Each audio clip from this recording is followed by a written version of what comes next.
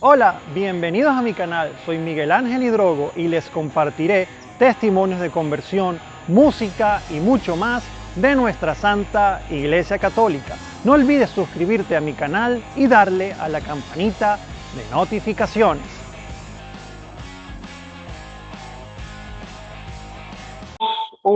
Hola mis hermanos, bendiciones para todos, ¿cómo están? El día de hoy estoy pero muy contento porque vamos a compartir con una persona pues que conozco ya desde hace algún tiempo a través de sus redes sociales, de su testimonio.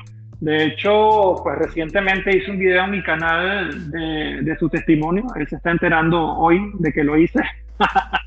Y de hecho, pues había parte de su testimonio que yo conocía, pero pues en esa entrevista que le hicieron a él, donde yo tomé el texto para hacer mi video, habían cosas que pues yo desconocí, pues él ahorita nos va a comentar, pero bueno, vamos a presentarles a mi amigo de Colombia. Él es politólogo, ¿ok? Es biblista y es apologeta católico, así que pues Rodrigo, para que pues saludes y te presentes acá a las personas de mi canal, bienvenido.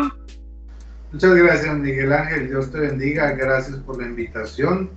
Mi nombre es Rodrigo Calvo y como bien lo ha dicho mi hermano Miguel Ángel, soy politólogo de la Universidad Nacional, biblista de la Unicatólica y ejerzo la apologética y bueno, estoy aquí para compartir con todos ustedes el día de hoy. Muchísimas gracias. Bueno, y ya para entrar un poquito en materia y arrancar ya con la parte de tu testimonio, de hecho me gustaría como que tú mismo contaras esto que yo no lo sabía, lo supe de cuando leí esta entrevista que te hicieron en Religión en Libertad, creo, donde pues tú hablas de un pasado un poquito oscuro, ¿no? Un pasado que estuviste como en el ocultismo. O sea, cuéntanos cómo llegaste tú allí o de dónde nace esa inquietud por ese mundo un poco oscuro, paranormal. Muy bueno, Miguel Ángel. Lo que sucede es que yo en la etapa del colegio, digamos, mis padres son separados, eso me afectó mucho. Y en cierta forma mi mamá siempre ha sido creyente y practicante, pero pues como uno como muchacho tiende a rebelarse contra lo que los papás le quieren a uno inculcar. Entonces, yo le echaba la culpa a Dios de la separación de mis padres y de cierta forma, aunque yo estaba en un colegio católico, que se llama el Gimnasio de los Cerros en Bogotá, en mi corazón no es que estuviera muy conectado con Dios.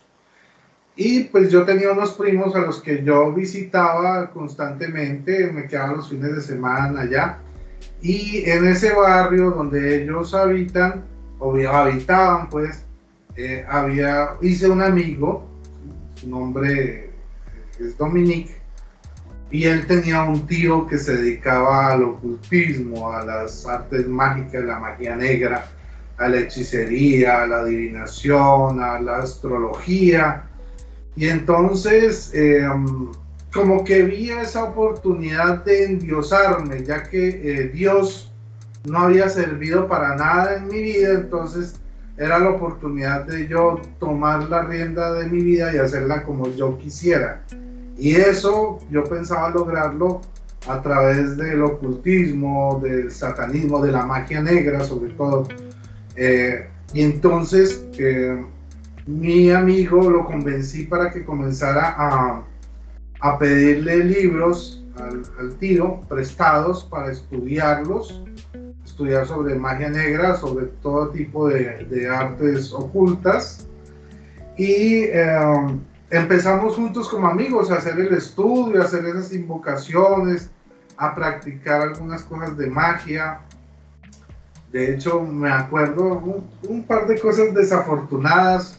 Por ejemplo, mi profesor de matemáticas en el colegio era, pues digamos, me la tenía como montada, como decimos, pues aquí en Colombia. Y entonces yo en venganza, digamos que le lancé un maleficio y él comenzó a enfermarse y a enfermarse hasta que dejó de asistir al colegio. Yo me acuerdo que comenzaron a decir que no sabían lo que él tenía, pero estaba muy mal. Y en cierto momento me dio como cierto remordimiento y dije, le voy a quitar el maleficio, se lo quité.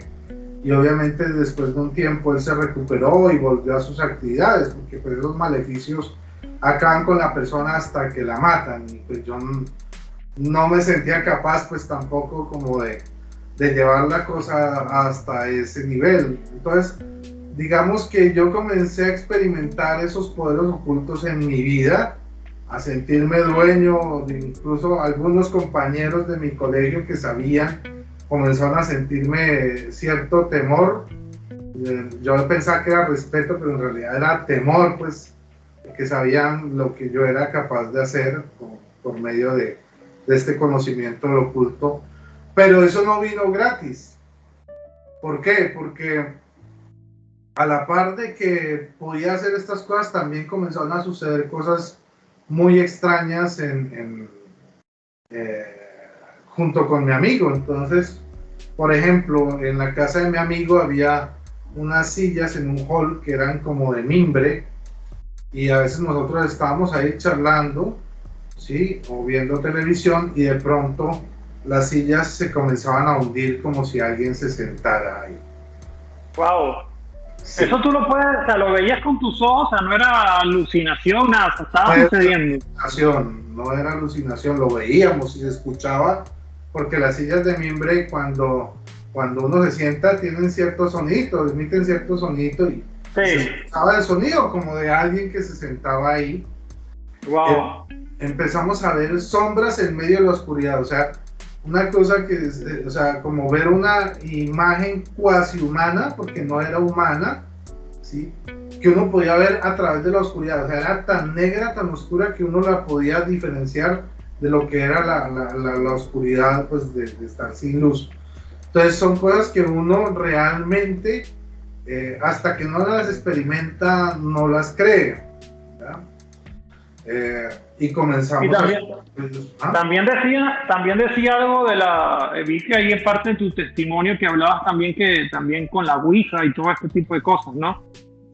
Sí, precisamente como comenzaron a suceder todo este tipo de cosas paranormales en la vida de mi amigo y la mía, decidimos averiguar qué era lo que estaba pasando. ¿Por qué? O sea, porque nosotros teníamos el poder, pero nos estaban sucediendo cosas paralelamente a nosotros. Entonces queríamos saber qué era lo que estábamos haciendo mal, por qué nos estaba sucediendo lo que nos estaba sucediendo.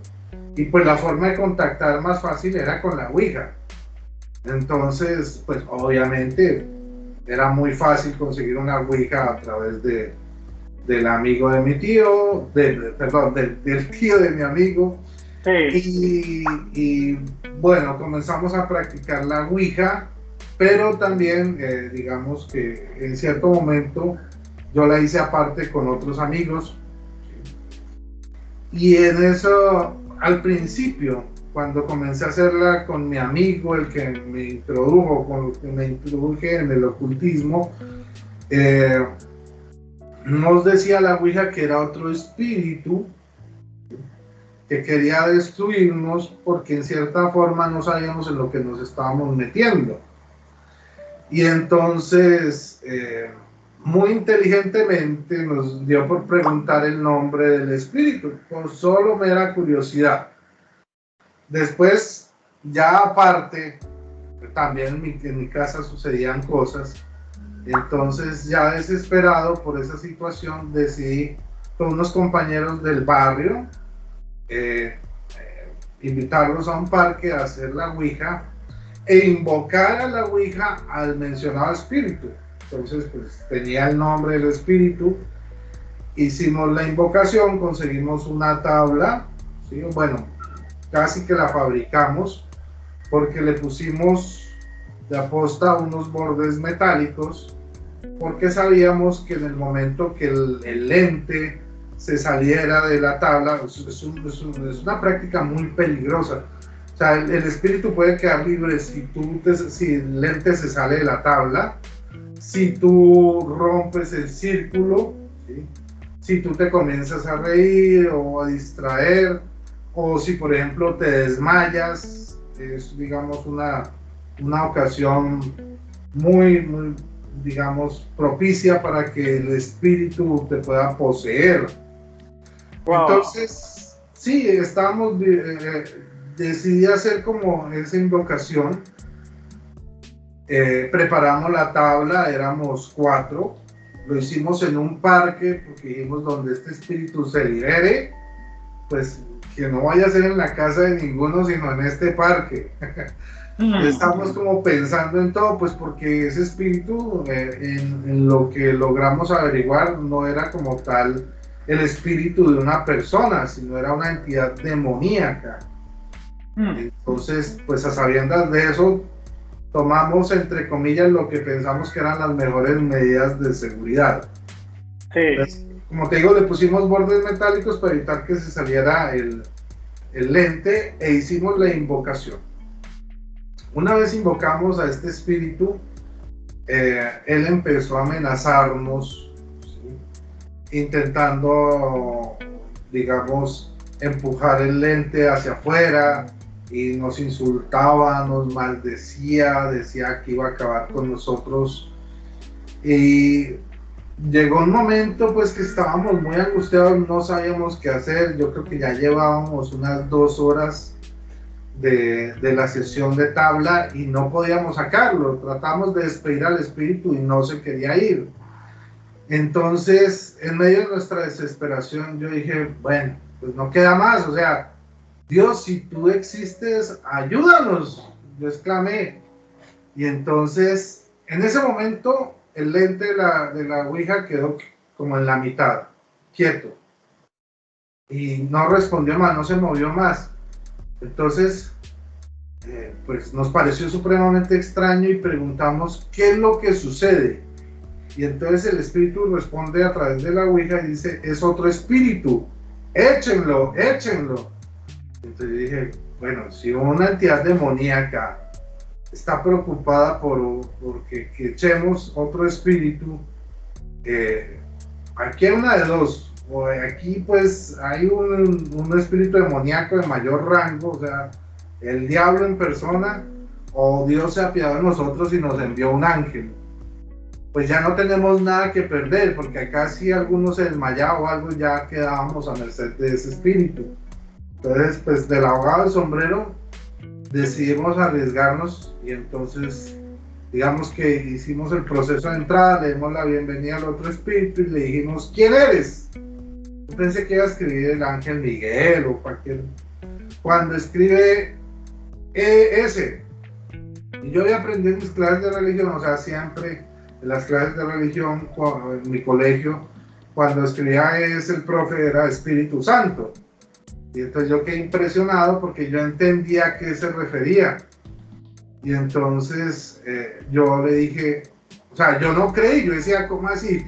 Dios mismo manifestándose a través de una ouija, pues es lo más absurdo que uno se pueda imaginar. Entonces yo dije, bueno, si eres el Espíritu Santo, echa este espíritu inmundo. Y entonces ahí mismo el lente pasó, se movió y se fue a la salida. Y entonces ya se quedó como todo calmado, todo tranquilo. De hecho, cuando el espíritu estaba desatado, empezó a hacer como frío, empezó como a oscurecerse todo. Yo me acuerdo que había un perro en el parque y salió espavorido así y se fue. Entonces sí tuve bastante miedo, pero en ese momento como que todo se calmó, como que todo se limpió y la tabla se quedó quieta. Y entonces pues yo dije, Espíritu Santo, ¿estás ahí? Y entonces él comenzó a hablarnos. Suena chistoso, o sea, es algo que si a mí me lo contaran no me lo creería, no lo creería, ¿no?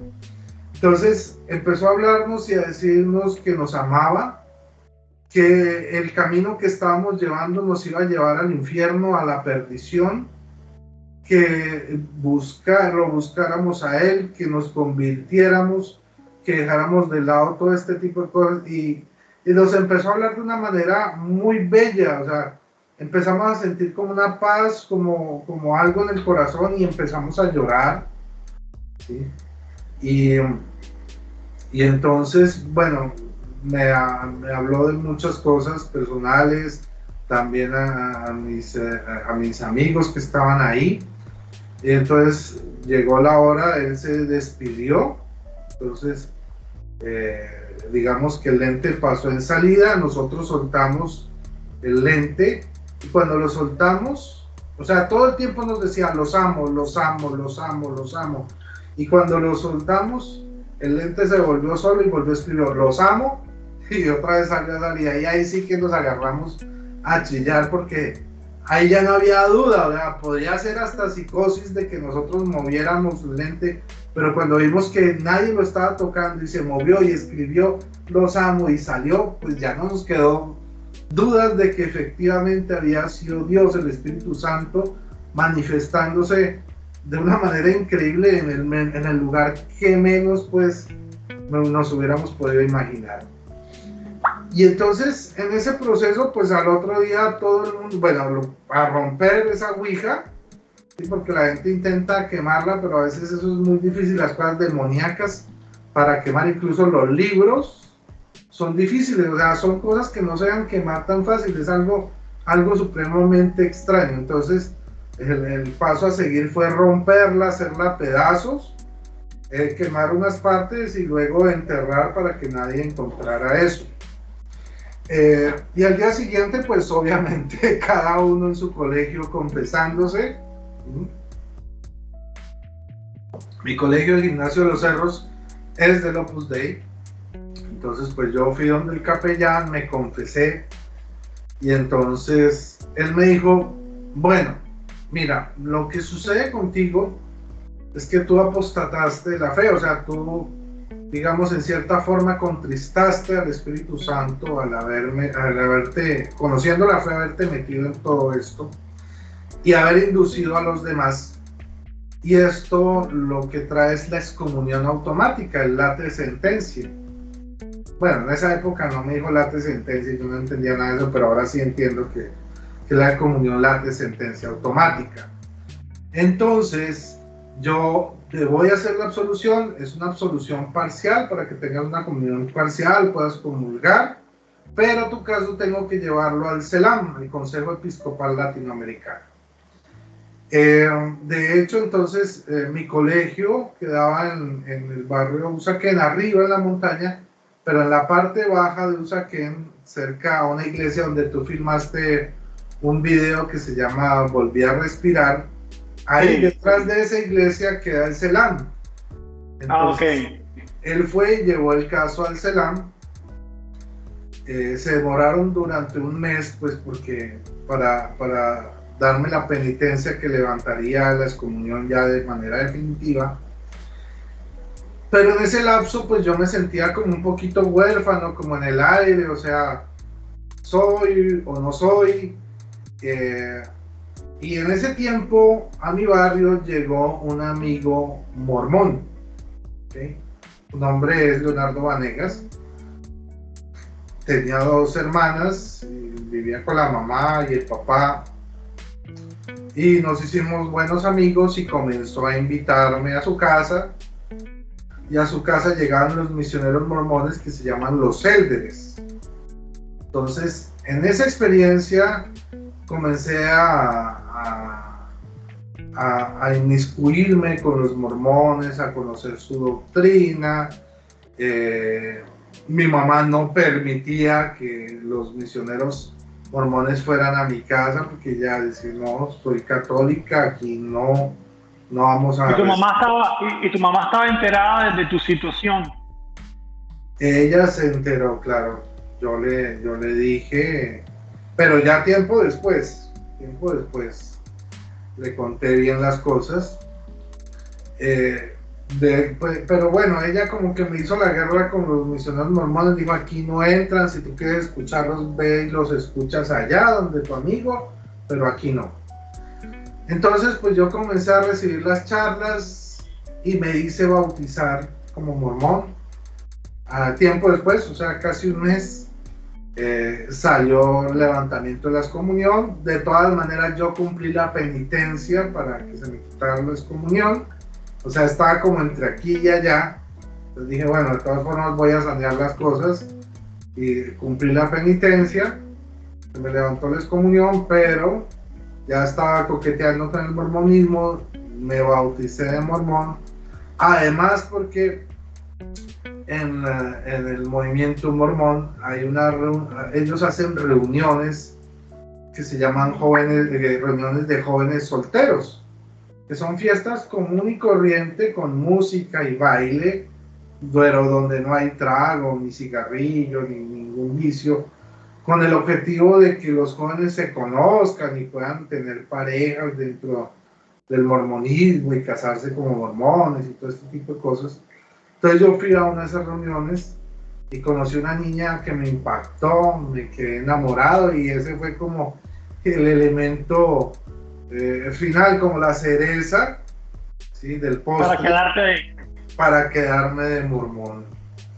Entonces me volví mormón, después del bautismo me ordenaron, ellos tienen 6 grados sacerdotales, me ordenaron como en el mayor, bueno, maestro, en el nivel maestro, luego pasé al presbítero, que eran los 2 grados mayores del sacerdocio menor que ellos tienen, y luego se pasaba a ser elder, misionero, pero para ser elder había que irse a la misión. Entonces, pues la iglesia mormona no financia, las misiones de ellos no tienen que ser pagadas por el interesado en volverse misionero, en volverse elder. Todos los pasajes. De esos que vemos caminando por las calles. Sí, exacto, que tiene una plaquita negra. Yo por ahí tengo todavía la plaquita de recuerdo. Y entonces ellos utilizan camisa blanca, corbata negra, ¿sí?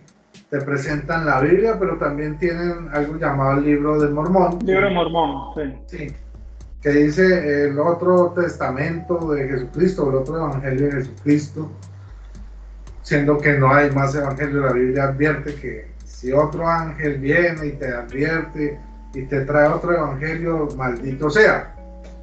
Bueno, la historia del mormonismo es que un ángel se le apareció, el ángel Morón, y se le apareció a José Smith y le dio una nueva revelación porque él había dicho que cuál de todas las iglesias, preguntó que cuál de todas las iglesias que había en el mundo era la verdadera, y entonces el ángel se le apareció y dijo que ninguna, y que había unas tablas escondidas, y de ahí sacó el Libro de Mormón. Bueno, esto es un resumen muy sucinto de toda esa historia. Y bueno, entonces pues yo estaba empeñado en irme de elder, pero obviamente pues yo en el colegio, saliendo del colegio, pues yo no había plata. No había dinero, o sea, todo venía del banco mamá. Entonces, mamá, necesito irme a elder, y mi mamá que no. Y yo insista, hasta que un día me dijo, ¿sabe qué? Vamos a hacer una cosa. Vaya donde un sacerdote amigo mío, porque ella trabajaba en el Minuto de Dios, es un barrio, pero también es una obra social de la Iglesia Católica en Bogotá. Sí. Vaya al Minuto de Dios, vaya al Colegio Ateneo, es el colegio del Minuto de Dios, ¿sí? Y busque al padre Carlos García, ¿sí? Su nombre completo es Carlos Eugenio Nicanor García, aunque a él no le gusta que le digan su nombre, sino solo Carlos, o el padre Charlie. Vaya y hable con él. Y si no se convence, después de hablar con él, si no cambia de mentalidad, pues simplemente yo le voy a financiar su misión.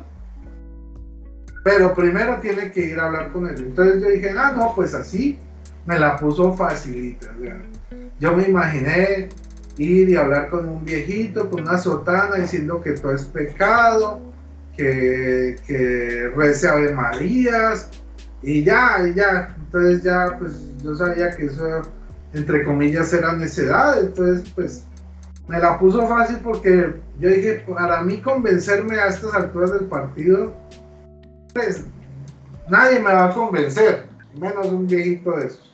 Pero ahora me prendo la luz yo también un segundo. Ya. Y entonces, pues fui efectivamente al Ateneo, al Colegio del Minuto de Dios. Entré en la sala de profesores porque tenía cita, mi mamá hizo la cita. Y entonces yo llegué y dije, buenas, busco al padre Charlie. Y se paró un joven de gafas, con camisa, jean, zapatos, muy normal. Y me dijo, soy yo. Y dije, pues ya, o sea, yo tengo careo, pero solo la cara. Yo dije, no, en serio, estoy buscando al padre Charlie. Porque yo estaba buscando un viejito. Y entonces Claro. el padre llegó y dijo, ¿quién soy yo? Le preguntó a los profesores. Él es el padre Charlie. Y yo me quedé así, ese fue mi primer impacto, ver a alguien joven, ¿sí?, como sacerdote.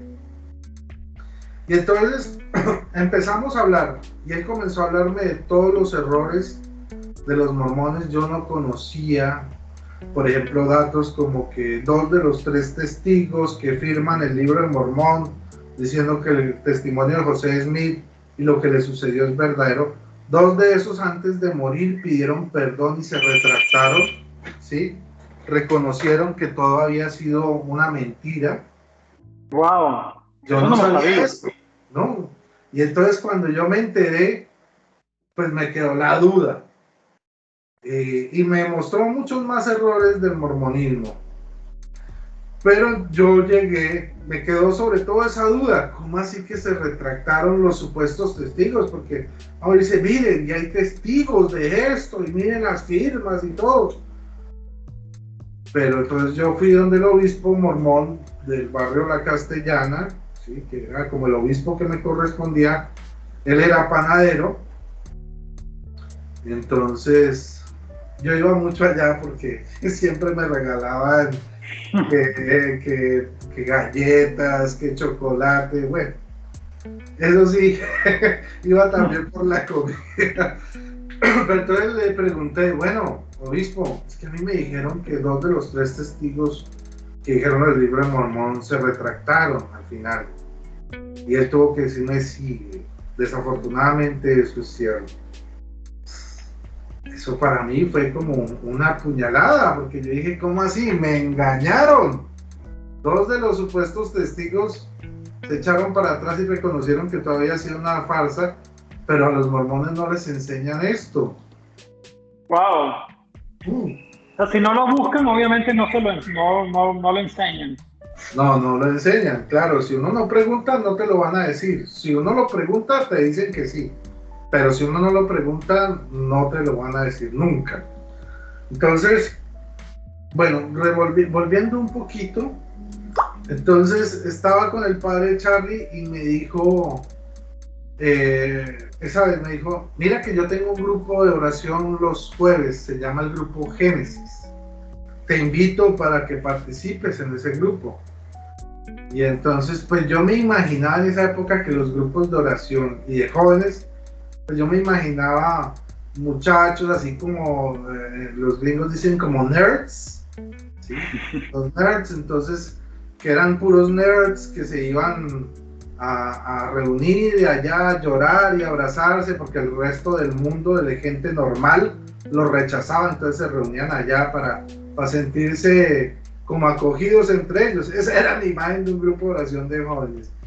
Y entonces yo le dije, uy, padre, mire, la verdad es que yo estudio en un colegio privado, salgo un poquito tarde, esto me queda lejos, no, la verdad a mí me queda muy difícil. Y el padre me miró así, levantó la ceja. Ese padre es una cosa espectacular. Me dijo, lástima, porque van unas viejas muy buenas. Y ahí yo fui el que levantó la ceja y yo, ¿qué? Entonces, él sabía cómo llegarme. Entonces yo dije, bueno, padre, lo voy a meditar, voy a hacer lo posible por ir. Pues ya había sembrado en mí la duda. O sea, yo tenía ya una imagen del grupo de oración de jóvenes y él me dijo no. Y entonces, efectivamente, la curiosidad me pudo. Y al jueves siguiente yo estaba yendo al tal grupo Génesis cuando llego y entro en jóvenes tan normales como yo, incluso había hasta mechudos, de jeans rotos, normales, y todos hablando de Cristo, orando, predicando, y yo aterrado. Entonces yo empecé a acudir al grupo Génesis y a dejar de lado el mormonismo, hasta que dije no, nada de mormonismo, no quiero saber nada de mormonismo. Volví como a la plena comunión, a la iglesia católica. Me estuve reuniendo, asistía a una coinonía. La coinonía eran como grupos pequeños donde había formación ya de, o sea, digamos que estaba la asamblea que era todos los jueves, pero también los que seguían en ese proceso comprometidos se metían en estos grupos llamados coinonías. Entonces yo ya estaba en una coinonía formándome, estaba muy contento, y digamos que ahí seguí pues mi proceso de conversión mucho tiempo. ¿Y en qué momento llegas ahora a protestante? Después que ya habías estado ya en el camino correcto. Bueno, resulta que hubo dos eventos en mi vida, bueno, tres en realidad muy interesantes, cuatro. Voy a tratar de nombrarlos, no en orden, pero voy a tratar de decirlos. El primero es que como mi caso había estado en el CELAM, digamos, empezó a hacer unas reuniones ecuménicas con pastores protestantes, y por alguna razón a mí me invitaron. Entonces yo comencé a asistir a reuniones y comencé a conocer pastores y a hacerme amigos de pastores. Por otro lado, yo fui por esa época a un concierto de un famoso cantante protestante que conocíamos muy bien y que nos gustaba mucho a los jóvenes de Génesis, que se llamaba Marcos Witt.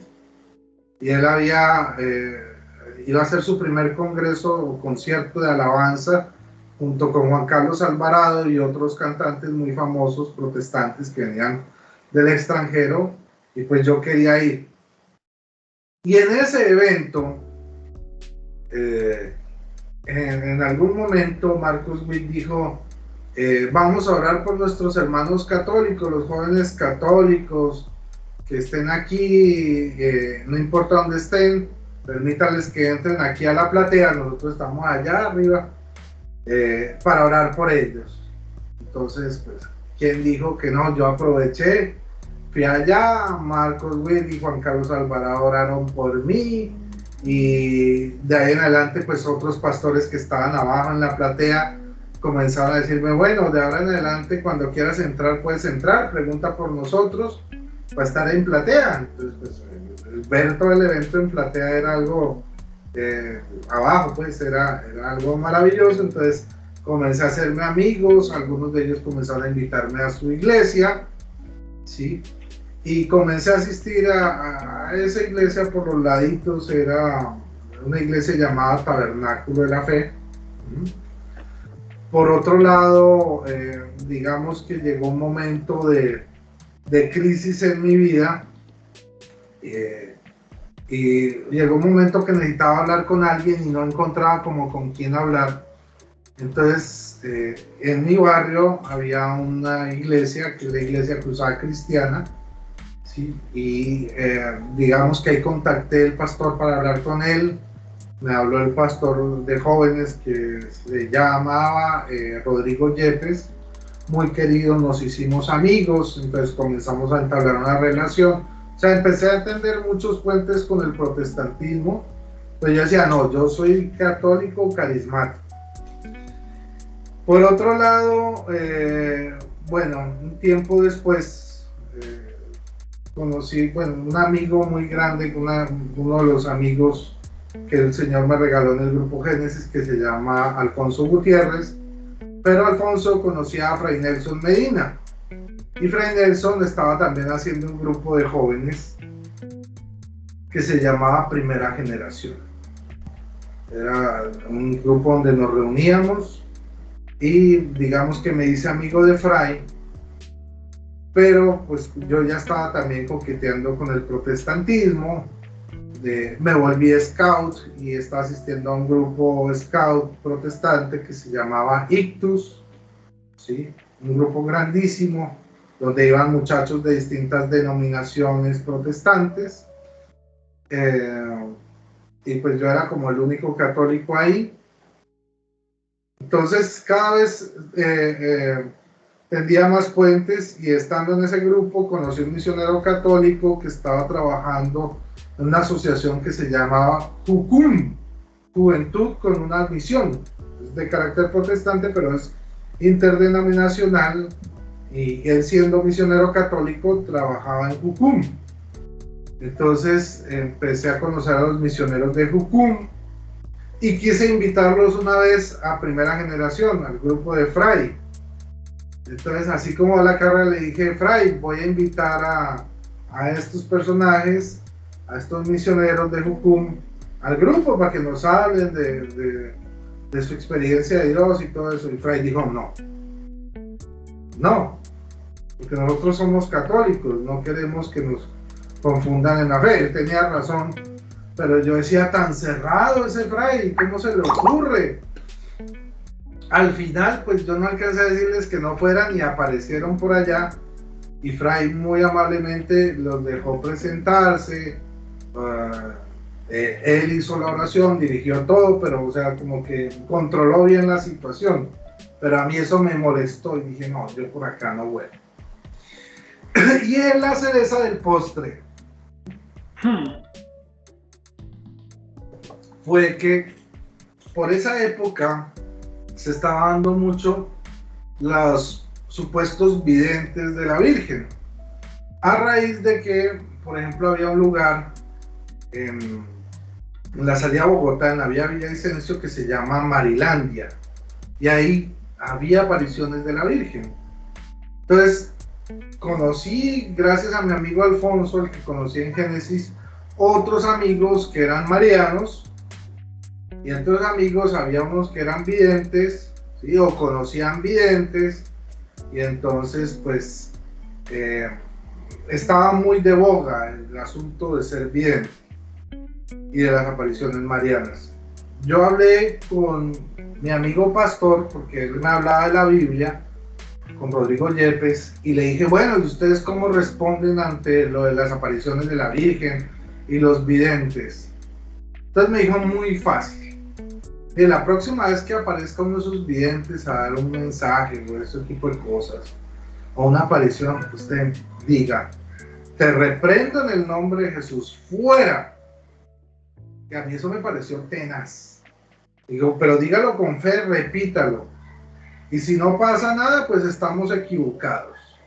Pero si pasa algo, pues es que eso no es de Dios. Pues resulta que mi amigo Alfonso, además de ir a Génesis, pues asistía a otro grupo de oración que se llamaba El Gozo del Señor. También en el barrio donde yo habitaba, era un grupo de jóvenes.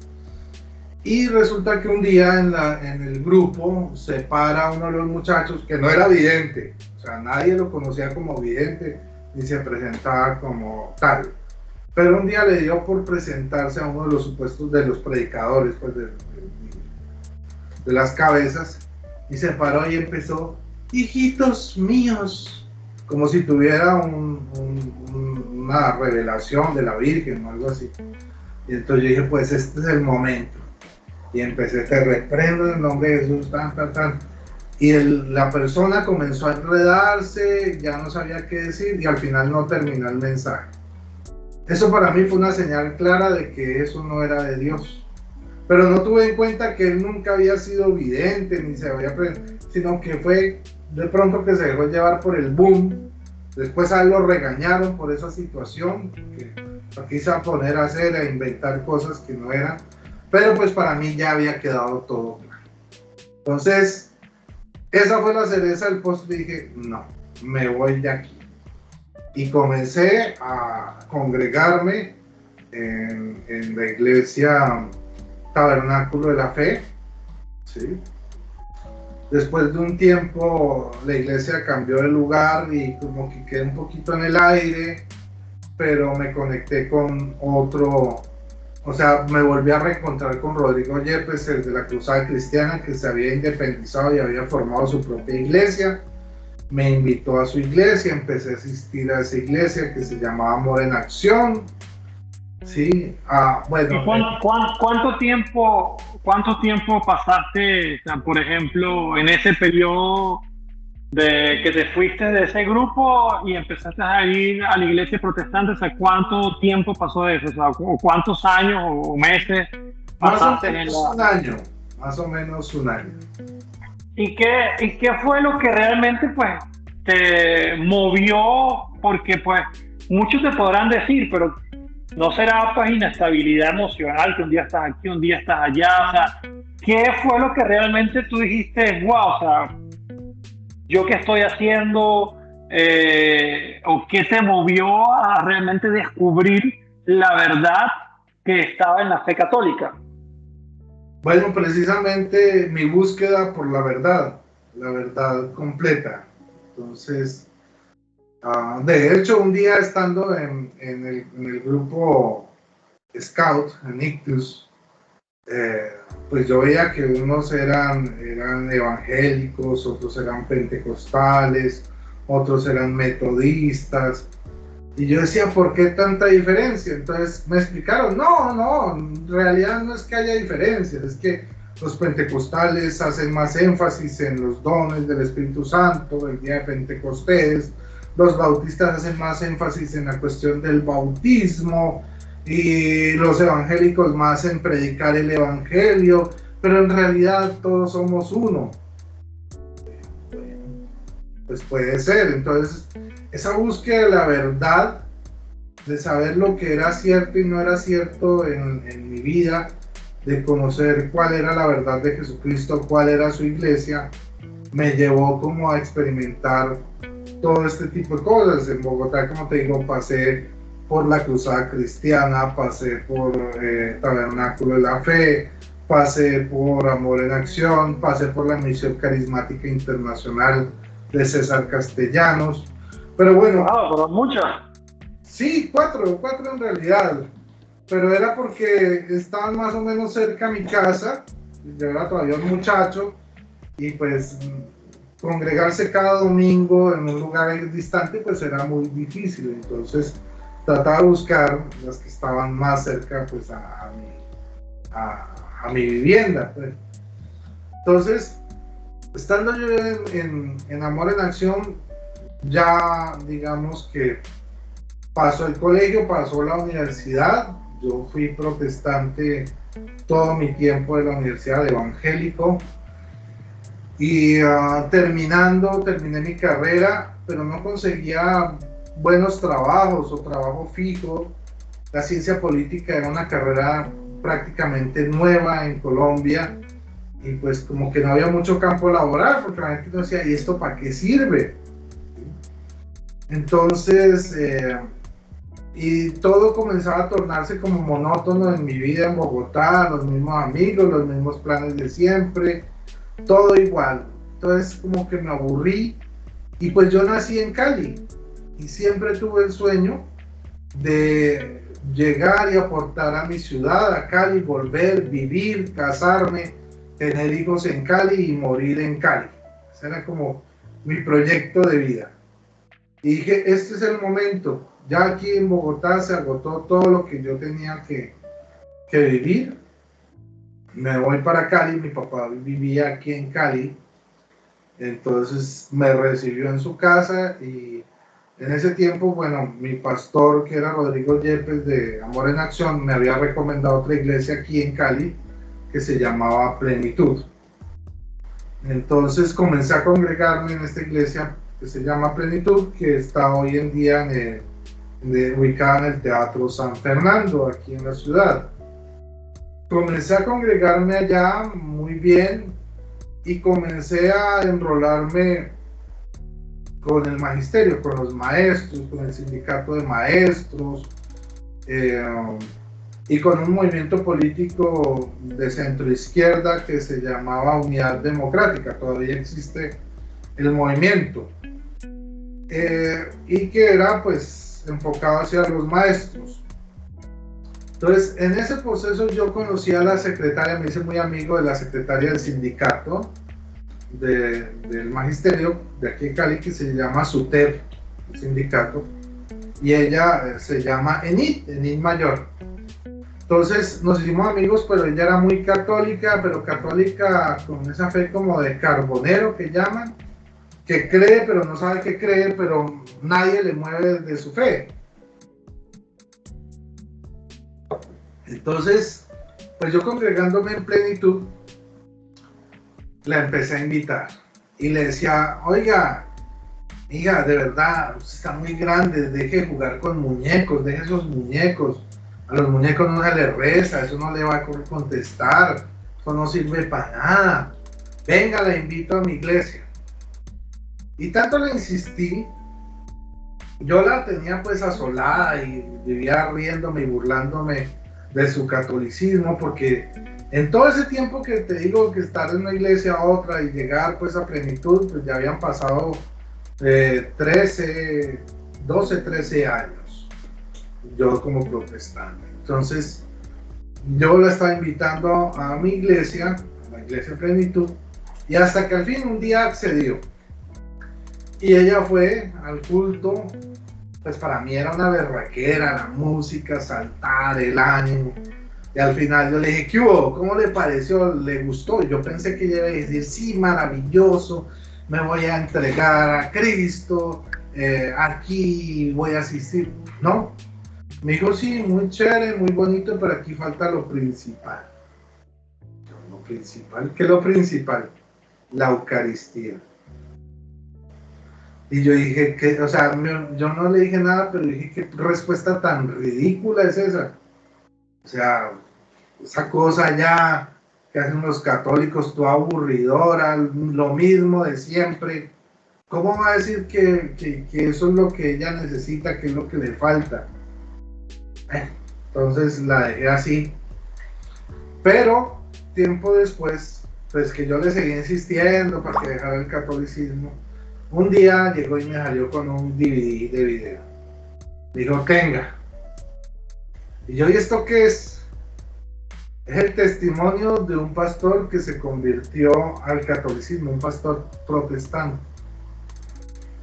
A mí eso me sonó tan extraño que uno, o sea, lo normal y lo que uno escucha es que todo el mundo, todo católico va y se convierte facilito a cualquier movimiento protestante. Pero que un pastor protestante se convierta al catolicismo. Entonces yo me imaginé pues que era como un testimonio de que a alguien en un buñuelo o en una naranja picha o en la humedad de una pared se le había parecido algo como la imagen de Cristo y ya con eso creyó y se convirtió. Y yo se lo recibí así como por decencia. Pero entonces todo ese tiempo que yo había estado montándosela con que dejara el catolicismo, me dijo, pero ve el video. Entonces yo le dije, sí. Pues ya los papeles se habían trastocado, o sea, ya no era yo el que la acosaba para que dejara el catolicismo, sino era mi amiga todos los días acosándome para ver si yo ya había visto el video del pastor. Yo le decía, no, que mañana, que no, pero me tuvo así, al rojo vivo, no sé cuánto tiempo, yo creo que unos 2, 3 meses en ese asunto. Hasta que le dije, sí, bueno, está bien, lo voy a ver, salir de ella, pues, para quitármela, porque ya me tenía hasta acá. Entonces puse el DVD y me encuentro con el testimonio de una mujer, la esposa del pastor convertido, pues habla de que el Señor tocó su corazón, cambió su vida, y yo, esto no es nada, pura novela. Entonces lo apagué y entonces ella me llamó, vio el video, y yo, sí. ¿Y cómo le pareció? Pues ahí vi el de la esposa del pastor, y eso es una bobada, eso no tiene nada, ni Biblia, ni nada. Entonces me dijo, no, pero quiero que veas el del pastor, no el de la esposa, el del pastor. Entonces yo le dije, pues eso tiene que ver lo mismo, ¿no? No, no es lo mismo. Entonces le dije, bueno, voy a verlo. Entonces cuando adelanté el video hasta el testimonio del pastor, el ex pastor, cuando veo es el testimonio de Fernando Casanova, ex pastor pentecostal. Y bueno, voy a ver qué es lo que dice este incircunciso. Y me empieza a impactar que él comienza a explicar con Biblia y con versículos bíblicos. Decía, tan atrevido, utilizando la Biblia para sustentar el catolicismo. Y dije, bueno, voy a refutarlo. Y comencé a abrir la Biblia y comencé a mirar, y cuando yo miraba, yo veía que todo lo que decía Fernando, resultaba que era cierto. Yo pensaba que estaba inventando ahí citas para engañar a la gente, cuando no, era cierto todo lo que estaba diciendo. Y yo estaba buscando la forma de refutarlo. Vi el video unas 2, 3 veces y no pude. Dije, definitivamente no le encuentro error a lo que él está diciendo.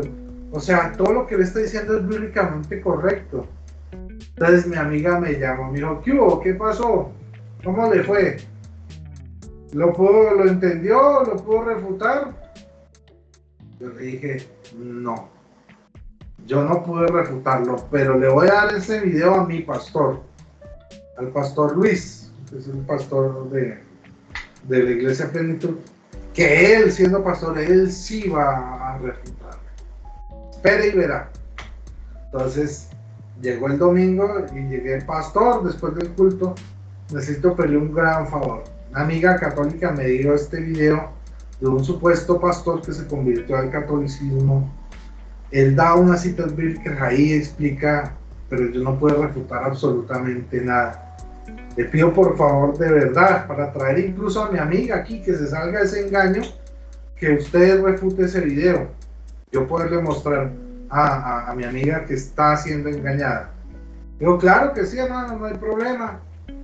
Al siguiente fin de semana le pregunté, ¿qué hubo? ¿Ya lo vio? Empecé como mi amiga Nit conmigo cuando me dio el video. Empecé, ¿qué hubo, pastor? ¿Ya vio el video? Me he dicho, no, la próxima semana. El siguiente semana, ¿ya lo vio? Ahí comencé a verlo así, ¿y qué? No, hay que verlo más a fondo, espérese. 2, 3 semanas, y mi amiga también empezaba a llamarme. ¿Ya lo vio el pastor? ¿Ah? Sí. ¿Ya el pastor lo vio? Sí, ya lo había visto, y mi amiga me decía, ¿qué hubo? Ya su pastor vio el video, ya lo puedo refutar. Y yo, no, espere. Pasaron 5 semanas. Y a las 5 semanas, pues yo también tenía a mi amiga encima y yo encima del pastor diciéndole, ¿qué hubo? Ya, entonces yo le dije, pastor, no más, dígame algo, porque me va a enloquecer esta mujer. Entonces ella me dijo, él me dijo, vea, lo único que le puedo decir son 2 cosas. Primero es que este señor Casanova era un pastor pentecostal, y los pastores pentecostales están menos formados que nosotros los pastores evangélicos, por lo tanto son más susceptibles de pronto de cambiar de doctrina. Y lo otro que le puedo decir es que en algo él sí tiene razón, que María es madre de Dios. Yo me quedé de una sola pieza, porque durante todos estos años yo había aprendido que María era madre de Jesús, claro, pero solo en la carne, o sea, del Jesús humano, no de la naturaleza divina, sino solamente humano. Y los católicos son los únicos que creen que María es madre de Dios, Emmanuel, Dios con nosotros. Entonces yo me quedé impactado porque escuchar a un pastor de su propia boca diciendo que María sí era madre de Dios, cuando durante muchos años incluso él mismo enseñaba que María era madre de Jesús solo en la carne, pues a mí eso, para mí fue una cachetada, me hubieran escupido en la cara y me hubieran traicionado pues todo lo que yo creía. Entonces, en ese tiempo yo estaba formando otro grupo político con unos amigos, yo soy politólogo, ¿sí? Se llamaba, ya no existe, Movimiento Social Ciudadano, y algunos de los amigos eran católicos y otros evangélicos que se congregaban en la iglesia más grande de Cali, así como en Bogotá la más grande es la Misión Carismática Internacional, a la que también asistí un tiempo. Aquí en Cali, la iglesia más grande, la mega iglesia, se llama Misión Paz a las Naciones, que es dirigida por un supuesto apóstol y también senador de la República, que se llama Milton Rodríguez. Entonces yo le conté mi problema de fe, que no tenía las respuestas a mis amigos evangélicos. No le iba a decir a los católicos, obvio que no. Entonces les dije a mis amigos y me dijo, no, pues hermano, véngase para nuestra iglesia, que acá sí va a encontrar las respuestas que usted necesita. Y entonces yo me puse a pensar, pues si es la iglesia más grande de Cali, es porque allá está la verdad, porque si allá va tanta gente es porque allá hay algo especial, porque ahí sí está la verdad. Entonces, dejé Plenitud y me fui a Misión Paz a las Naciones. Estando en Misión Paz a las Naciones, pues llegué cuando me di cuenta, no era que fuera la iglesia verdadera, ¿sí? Sino que era un show más grande con luces y sonido, y era pura teología de la prosperidad, que el diezmo, que la primicia, que la ofrenda, y que si tú no consigues gente, tú tienes que abrir una célula. O sea, todas estas mega iglesias son copias baratas, por así decirlo, de la Misión Carismática Internacional que se inventó César Castellanos, que él se inventó todo el sistema del G12 y todo este tipo de cosas. Entonces todas estas iglesias han copiado las mismas enseñanzas y todo, pero para no pagar derechos de autor, por ejemplo, en la Misión Carismática se llaman células. Entonces, para no pagarle a César Castellanos para no llamar células a los grupos, que en Génesis se llamaba coinonías, haciendo un paralelo, entonces les llamaban grupos de paz, pero era exactamente lo mismo, incluso hasta utilizaban las mismas cartillas de la Misión Carismática Internacional. Yo tenía las cartillas y era el mismo contenido, tal cual, vaciado. Entonces, cuando yo vi que esto era puro show, puro danza, puro cuestión de la prosperidad, pues me desilusioné bastante. Y comencé a preocuparme porque durante todos esos años de protestantismo me habían enseñado que uno no podía jugar con su salvación. Y para no jugar con su salvación, uno tiene que estar en la iglesia verdadera. El problema es, ¿cuál es la iglesia verdadera? Ninguna de las iglesias donde yo había estado era la iglesia verdadera. Ni la Plenitud, ni la Misión Carismática, ni Misión para las Naciones, ni Amor en Acción, ni la Iglesia Cruzada Cristiana, ni Tabernáculo de la Fe era la iglesia verdadera. Entonces, ¿cuál era? Entonces, en ese proceso de desilusión, me encontré con algunos amigos que también habían salido de la iglesia Plenitud. Una de ellas estaba asistiendo a una iglesia episcopaliana y me invitó, era muy chévere, que ven, que no sé qué. O sea, aquí encontré lo que no encontré en Plenitud. Entonces yo fui con ella, se llamaba Alexandra, y entonces yo entré y era una casita, y en la casita ponían unas sillas y era un pastor que se vestía de sacerdote católico, igualito, las mismas vestimentas, solo que predicaba como protestante con una Biblia Reina Valera, y a la hora de hacer el equivalente a la Eucaristía, que ellos llaman la Santa Cena, pues era ponerse en círculo y coger un pan de panadería común, comérselo a pedacitos con un juguito de uva y ya. Entonces yo dije, no, esto no es lo mío, porque a mí esto no me parece ni católico ni protestante. Esto no es chicha ni limonada. Esto es una ofensa tanto para católicos como para nosotros los evangélicos. Esto no. Luego me encontré con otra amiga Marisela se llama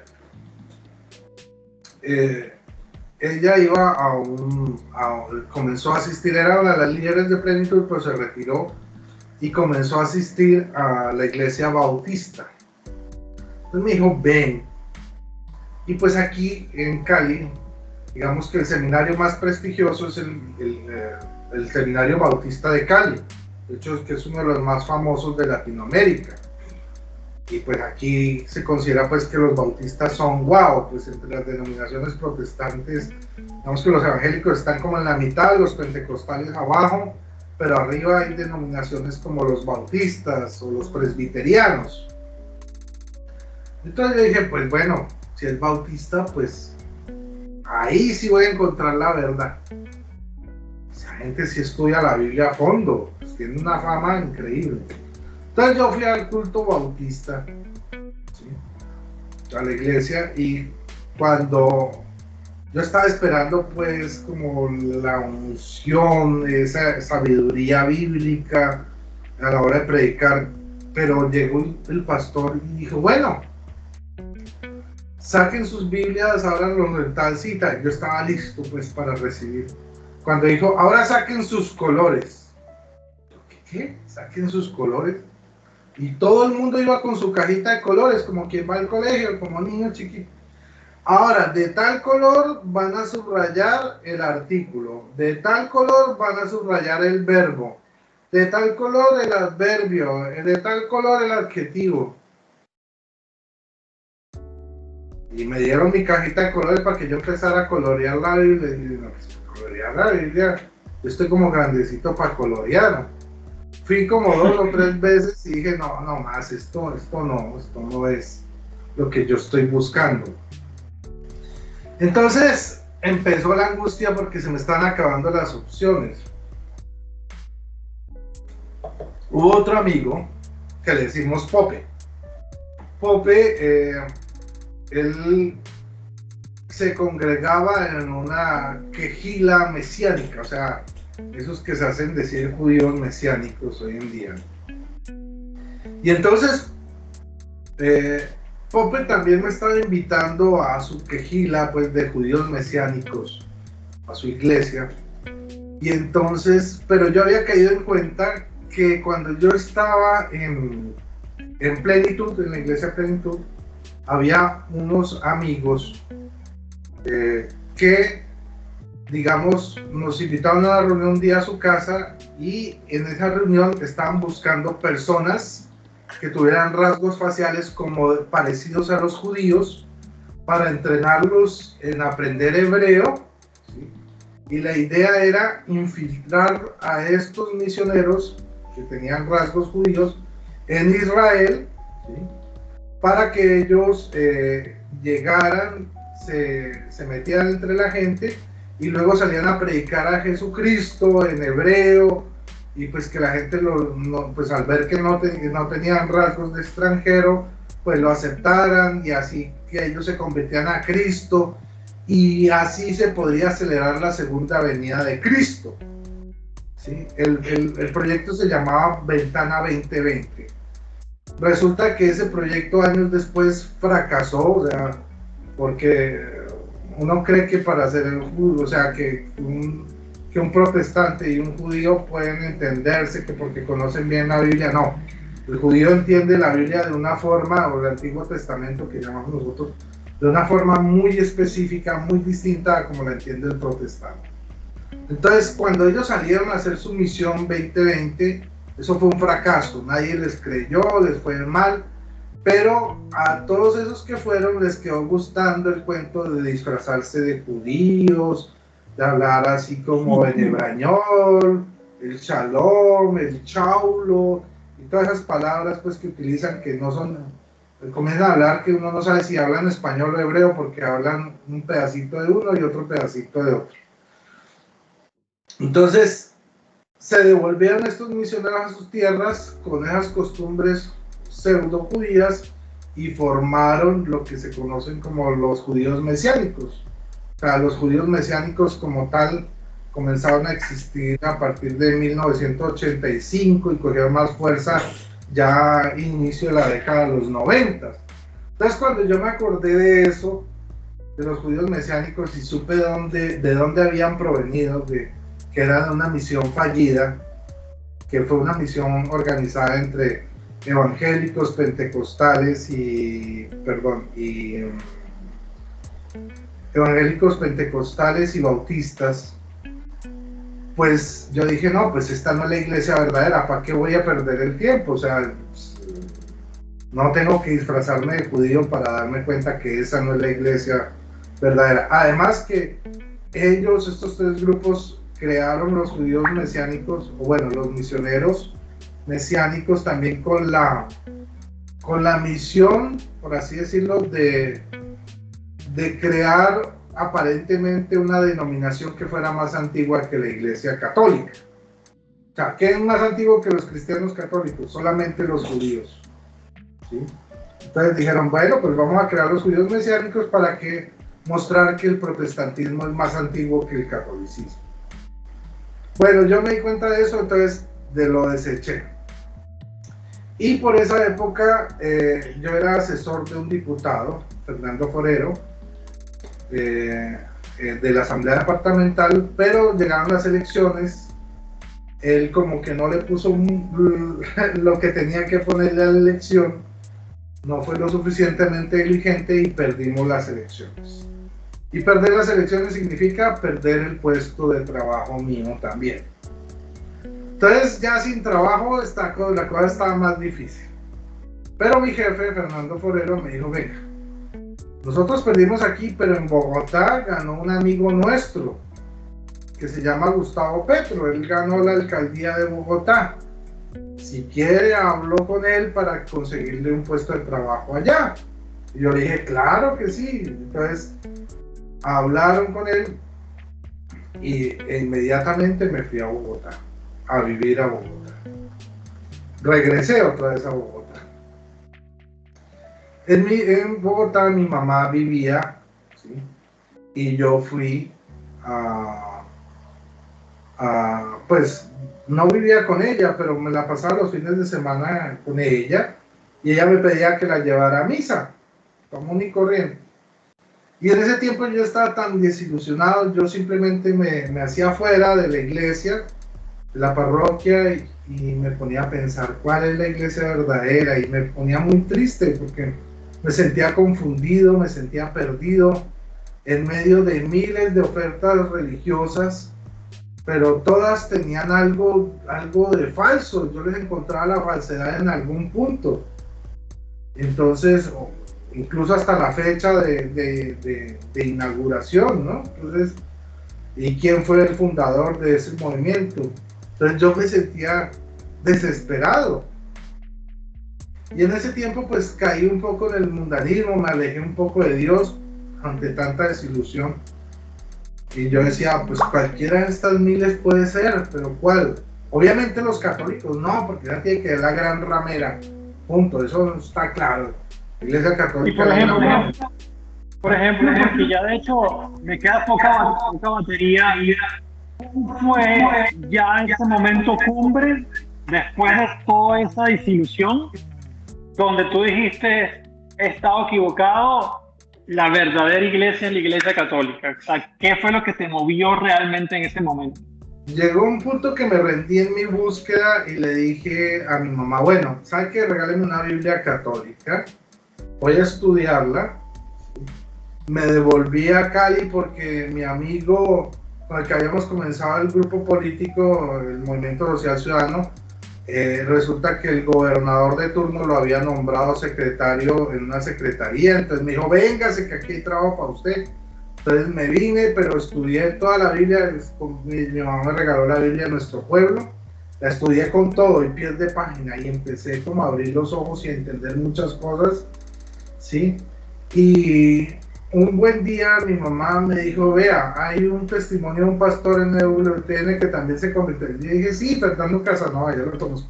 Dijo, no, es de Estados Unidos, se llama Scott Hahn y tiene un libro que se llama Roma Dulce Hogar. Yo busqué ese libro por cielo y tierra aquí en Colombia, no lo encontré. Y entonces, en medio de esa desilusión, pues escribí en YouTube Scott Hahn, entonces apareció Roma Dulce Hogar, audiolibro. Y yo dije, bueno, pues yo quería era leerlo, pero del abogado del sombrero. Voy a escuchar el audiolibro. Y comencé a escuchar ese audiolibro. Y ese audiolibro tenía todas las respuestas que yo venía buscando desde hace tantos años. Yo ya había sido durante 14 años protestante. Y entonces yo comencé a llorar de la alegría, de la emoción, de como decir, por fin encontré la iglesia verdadera. Definitivamente, sí, la iglesia católica sí es la iglesia verdadera. Y de hecho en ese libro están las mismas preocupaciones que yo viví. O sea, yo me sentía tan identificado. Todo lo que llevaba buscando tantos años estaba ahí. Entonces, cuando me doy cuenta de que Jesucristo está presente en la Eucaristía y todas esas maravillas, yo quedé totalmente aterrado y estaba feliz. Dije, soy católico a partir de ahora. Pero me había acordado que llevaba 14 años sin confesarme. Y yo decía, si me voy a la calle y me atropellan, me voy para el infierno. ¿Sí? Si me muero en este momento, me voy para el infierno. Entonces yo me asusté bastante, ¿sí? Y llamé a la que era mi novia y le dije, amor, averíguame cuál es la misa del domingo, cuál es el horario de las misas del domingo. Entonces ella llamó, averiguó, me dio los horarios de las misas y en ese momento me quedé quietico en la casa esperando que fuera el domingo. Dije, que no te pasara nada. Nada, sí, que ni me accidente, nada. Estaba tan asustado que dije, no salgo, o sea, voy a salir directos a la parroquia, nada más. Entonces fui a misa y después de la misa le pedí al sacerdote, al padre Pablo, le dije, padre, vea, lo que pasa, le conté mi historia, llevo 14 años de evangélico, me di cuenta que esta es la iglesia verdadera, quiero regresar a la iglesia, necesito confesarme, llevo 14 años sin confesarme, estoy angustiado, ayúdeme. Y entonces él dijo, claro que sí. Entonces nos sentamos en una banca, empezó a escucharme los pecados, pues yo lo que medio me acordaba, pero pues 14 años de pecados, una cosa difícil. Entonces él, viendo que yo estaba como enredado, empezó a repasar como por los 10 mandamientos, tú has fornicado, tú has robado, Entonces yo, claro, a partir de eso desprendía los pecados anexos y yo sí, empezaba a hablar. Entonces ya cuando él vio que era suficiente, dijo listo. Y hizo la absolución, ¿no? Entonces, yo te absuelvo de tus pecados en el nombre del Padre, del Hijo y del Espíritu Santo. En ese momento que él hizo la absolución, para mí sentí una paz, un alivio, me sentí como un algodón, o sea, solo me faltaba flotar. Sentí que todo, porque sentí que llevaba una carga que no conocía, una carga inmensa a la cual ya estaba acostumbrado, pero me di cuenta que tenía esa carga solo cuando me la quitaron por medio de la absolución. Entonces, ahí yo salí renovado, salí feliz, y tiempo después me di cuenta que esa parroquia donde yo había hecho mi confesión después de 14 años se llama la parroquia Dios Padre Misericordioso y es, digamos, es la imagen del hijo pródigo y el padre abrazando al hijo pródigo que regresaba a casa después de haber caminado por el mundo y aventurado en tantos lugares, incluso hasta comiendo algarrobas con los cerdos. Y a mí eso también me tocó porque vi la mano poderosa, o sea, del Señor. No fue coincidencia, fue diosidencia. Dios incidiendo en mi vida y dándome un mensaje, o sea, recibiéndome como Padre misericordioso y amoroso de nuevo en el seno de su Santa Iglesia. Y entonces desde ese momento yo empecé a dedicarme a enseñar la apologética a todas las personas que podía, a través de los escritos, a través de las redes, a través de mi canal de YouTube, de todas las formas que puedo habidas y por haber. trato de enseñarle a los demás católicos para que no sufran y no pasen por todo lo que yo tuve que pasar por ignorancia, por no conocer la verdad y por no haber querido conocer las maravillas y la verdad completa que se hallan solamente dentro de la Iglesia Católica. Wow, la verdad que, de hecho, no te quise interrumpir prácticamente durante toda la entrevista porque no quería que se perdiera absolutamente nada de ese testimonio tan ¿cómo llamarlo? O sea, tan bonito y a la vez tan desafiante, o sea, porque pues estuviste por muchísimos lados buscando la verdad y wow, o sea, se encontraba desde el punto de partida, ¿no?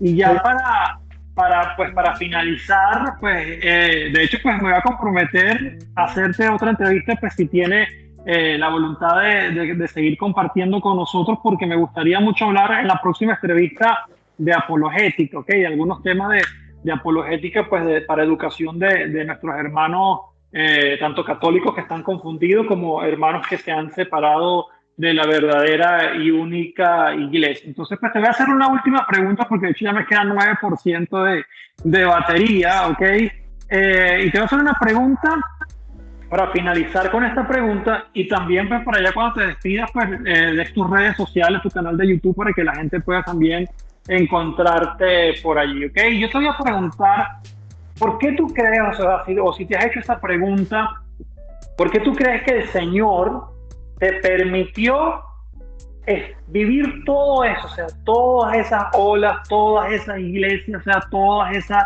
doctrinas, o sea, ¿por qué tú crees que el Señor te permitió que tú vivieras todo eso para luego finalmente abrazarte como ese Padre amoroso que te estaba esperando en su única iglesia, la única que Él fundó? Mira, la Biblia dice que todas las cosas que le pasan a los que aman a Dios les suceden para su bien. Y yo creo que Dios permitió que yo estuviera en tantas denominaciones protestantes, que conociera tanta cosa, para que el momento que Él me llamara a su verdadera iglesia, yo estuviera listo para entender la mentalidad de aquellos católicos que han sido engañados y han salido a estas denominaciones protestantes, para poderles dar razón y entender su manera de pensar, para hablarles y responderles como ellos en su propio lenguaje, con solo la Biblia, para que ellos también vuelvan a la luz de Cristo, a la verdadera iglesia, la única iglesia que Él fundó, que es la Iglesia Católica. Entonces, buenísimo, de verdad que sí, espectacular, Rodrigo, de verdad que muchísimas gracias. ¿Cómo te podemos encontrar en tus redes sociales para que las personas te busquen? Bueno, en Facebook aparezco como Rodrigo Andrés Calvo Bernal, y en YouTube pues simplemente mi canal se llama Rodrigo Calvo, y ahí subo contenido, testimonios, también enseño apologética y otros temitas. Hago a veces debates con hermanos de otras denominaciones también como un ejemplo para que la gente pueda mirar y así descubrir la verdad. Ok, perfecto. Entonces, bueno, quedamos pendientes, Rodrigo, para otra entrevista para hablar de apologética y de temas que pues, son tan a veces polémicos, donde los hermanos protestantes a veces se agarran para pues defender su postura o incluso muchas veces para confundir y llevarse a católicos poco instruidos a estas denominaciones protestantes. Así que pues, querido hermano, muchísimas gracias por compartir este extraordinario camino, porque ha sido un camino que desde la oscuridad hasta pues encontrar esa misericordia de Dios en ese momento cuando estaba metido en todas estas cosas oscuras, y luego pues todo ese largo camino que te llevó pues a descubrir la verdad. Y yo creo que pues cuando uno ya como que de adulto vive todo ese tipo de cosas, pues las atesora muchísimo más cuando ya realmente pues disfruta de ese amor y de esa comunión verdadera con Cristo Jesús en la Eucaristía. Así que pues, querido hermano, estamos también acá completamente a la orden en este canal. Muchísimas bendiciones para ti, para tu familia, y pues esperamos vernos muy pronto otra vez acá para hacer otra entrevista y hablar de apologética. Con el favor de Dios, así será, hermanito. Muchísimas bendiciones. Chao, chao. Los quiero mucho. Chao. Bendiciones. Me gustaría conocer tu opinión en la caja de comentarios. Muchísimas bendiciones.